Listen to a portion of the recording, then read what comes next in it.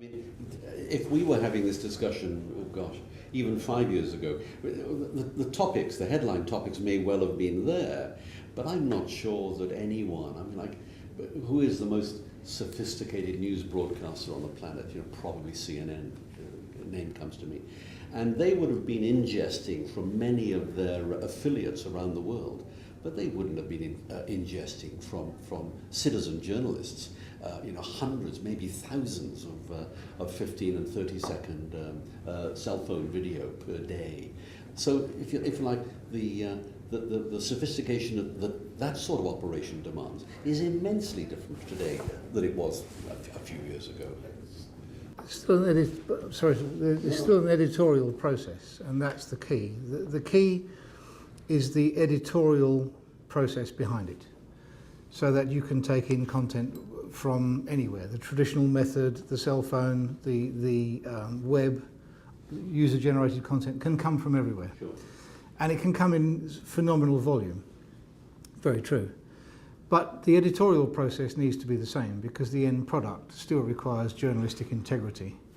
And that's the challenge, to manage the workflows, the tapeless workflows around the editorial proposition.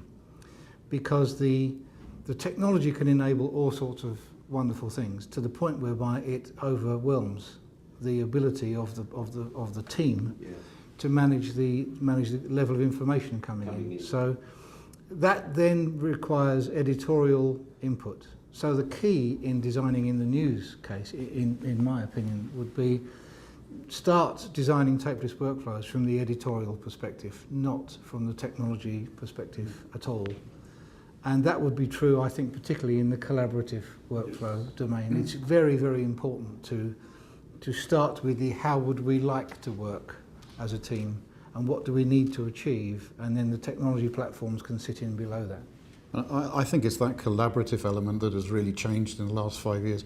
I think if you look back 5 years ago, you would have looked at an operation, whether it's a broadcaster, whether it's a news organisation or whatever, and you would have found elements of tapeless workflow within that organisation. You would have found non-linear editing.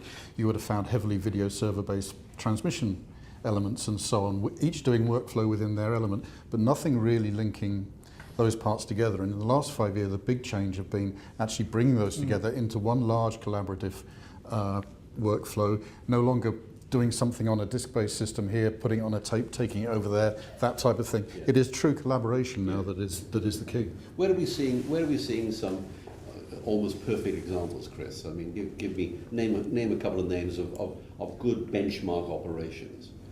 I would look at the likes of CNN, some of the real leading news organisations now. I think those are the people that in many ways have had the real drivers. I think you also look at the likes of the BBC and the things that they've been doing as they've gone and they've built new production and Media City and that type of thing. You know, they've had the chance to go in and stand back, take a good look at this and get it right and make some significant changes. And I think for the best exponents of it, look at those people that have really had the opportunity to stand back, take a look, almost start with a clean sheet, rather than those people that have had to sort of do it ad hoc. You can get there, but it's a hell of a lot easier to start with a clean sheet and say, this is where I want to get to. Yes.